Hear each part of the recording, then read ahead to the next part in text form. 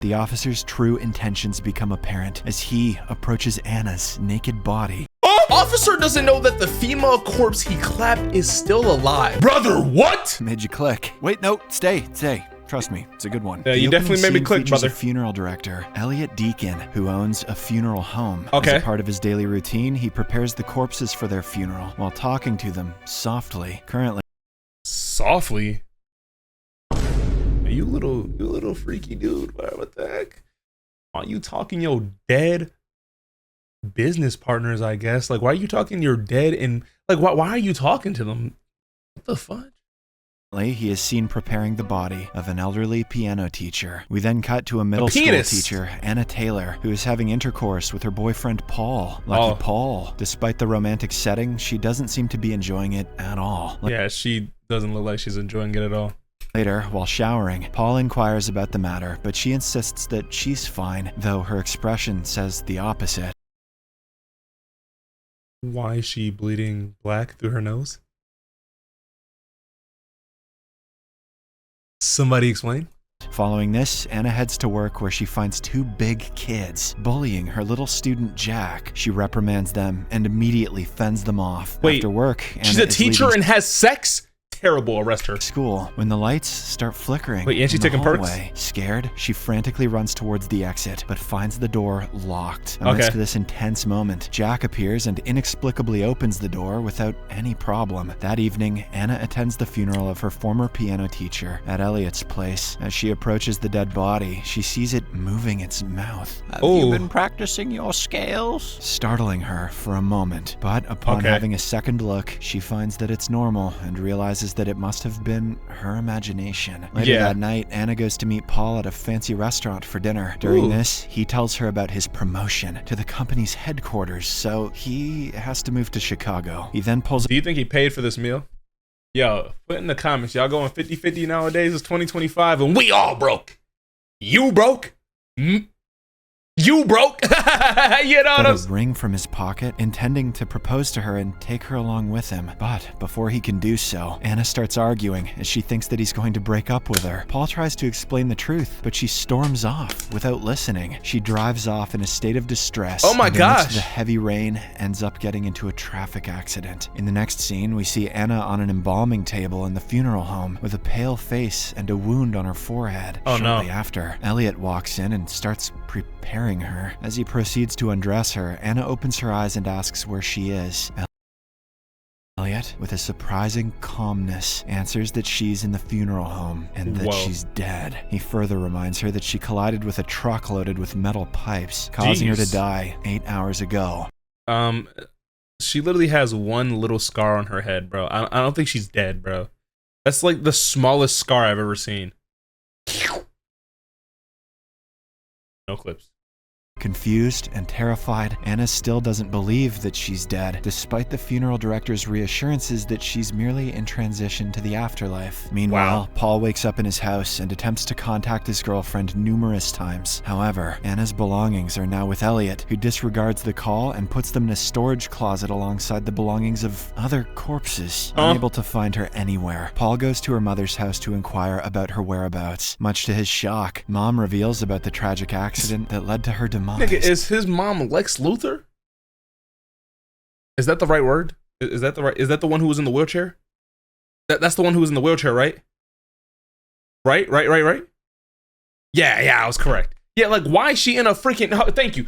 Like brother, what is she? Tragic accident that led to her demise. In addition, she blames him for letting her drive in such bad weather. Back in the funeral home, Elliot stitches Anna's wounds, and she's perplexed that she isn't feeling pain. She inquires about this, but he ignores her and injects her with a fictional drug called hydronium bromide. Of course it has bro in the name, which she claims will relax her muscles. A while later, Anna's wheelchair-bound mother arrives at the funeral home to see her. In a crying voice, she talks to Anna's body, asking who is going to take care of her now. now. Before departing, she asks Elliot to turn her hair to its natural color, brown. Later on, Anna wakes up to find herself alone in the room. She musters up enough strength and sits in an upright position. She then walks up to the landline phone, but it isn't working. Just then, Paul shows up in the funeral home and requests Elliot let him see his girlfriend. Despite his desperation, the funeral director doesn't let him in because he has no legal ties to her. Hearing Paul's voice, Anna screams and pounds on the door, but her efforts go unnoticed. Paul then goes to the police station to meet his friend Tom in hopes that he can do something to let him inside the funeral home. However, another police officer informs him that Tom has gone for his patrol duty and will be back soon. Until that time, Paul enters the police impound and sits inside Anna's wrecked car.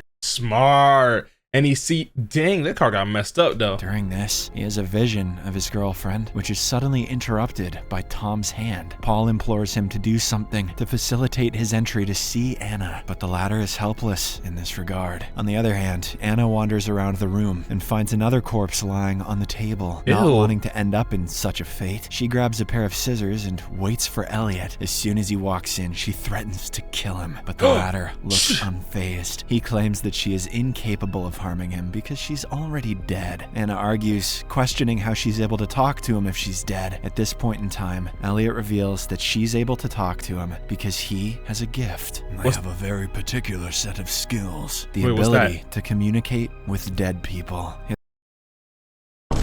Come on, dude. Dude. Who do you think you are? Like, dude. Brother, like, who do you think you are, bro? Like, bro, what? It's like The Sixth Sense meets Jennifer Love Boobitt. He further suggests that she let go of life because her funeral is in 3 days, after which she'll be put into a coffin and buried forever. In the next scene, Elliot is preparing an old woman's body for a funeral when he is joined by Jack, who seems to know about Anna's death. The boy asks about her teacher, to which Elliot replies that her funeral is on Friday and asks him to leave for now. The next morning, Paul hears the whispering voice of Anna and also experiences visions of her taking a shower. Now's not the time for that, Paul. However, he soon snaps out of his sleep, realizing that it was just a dream, a wet dream. Meanwhile, Elliot returns to Anna with a dress, which she will be wearing in her funeral. While he's distracted, she discreetly steals a bunch of keys from his pocket. Later, as Elliot sets out to pick up another dead body from the hospital, Anna hastily uses the stolen keys and tries unlocking the door. Elliot pulls over at a gas station to refill his tank, and this is when he realizes that he forgot his keys. So he rushes back to the funeral home. In the interim, Anna manages to unlock the door and wanders around the house. She soon comes across a room with a telephone. She quickly dials Paul's number and starts praying for him to pick up. Dang, how does she remember his number? He does pick up the call, but soon hangs up, thinking that it's another hallucination. Oh, son of a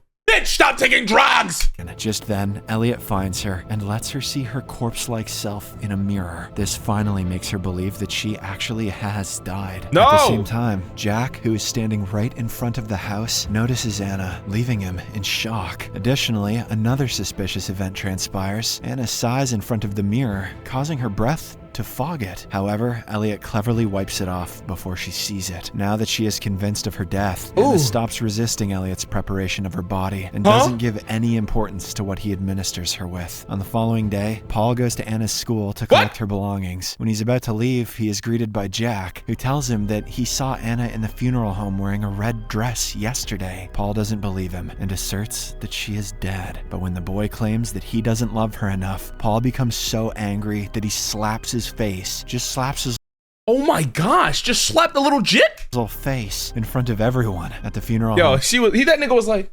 hey, your girlfriend is still. Shut the fuck up, nigga! A police officer arrives to see the dead body of his brother, who is kept in the same room as Anna. He then asks Elliot to leave him alone with his brother for a few minutes. As the funeral director leaves, the officer's true intentions become apparent as he approaches Anna's naked body. But just when he's on the verge of touching her, Elliot walks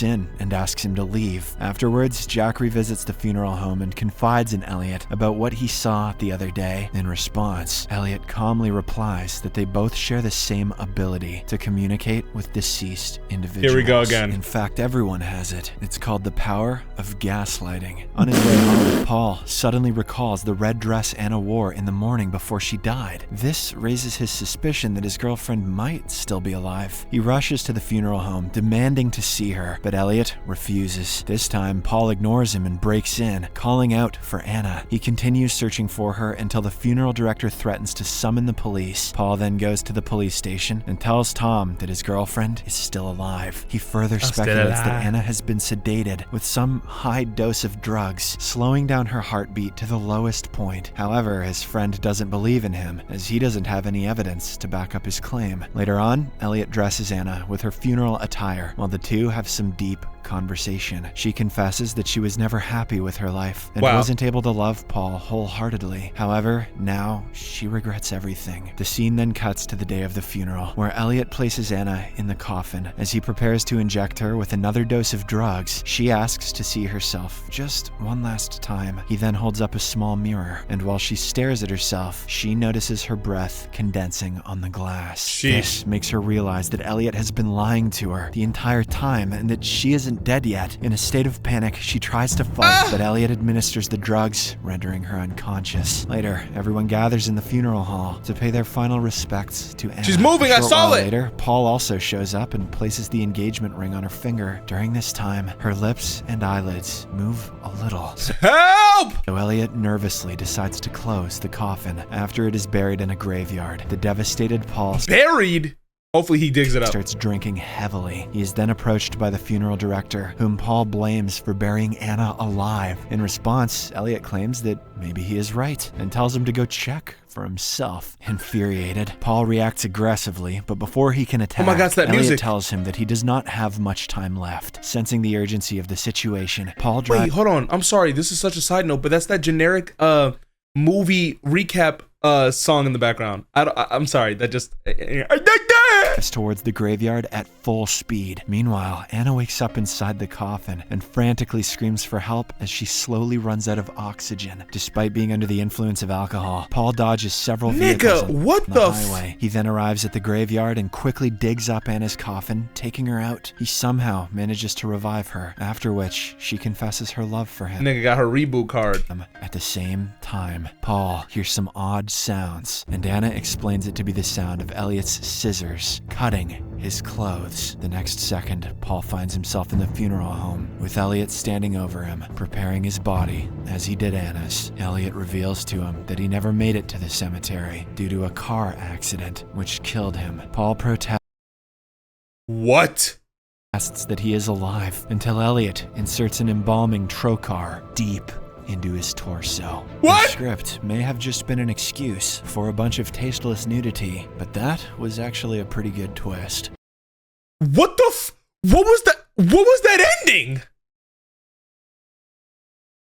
Okay, listen, if you want to see more movie recaps or whatever, put dead balls in the comments.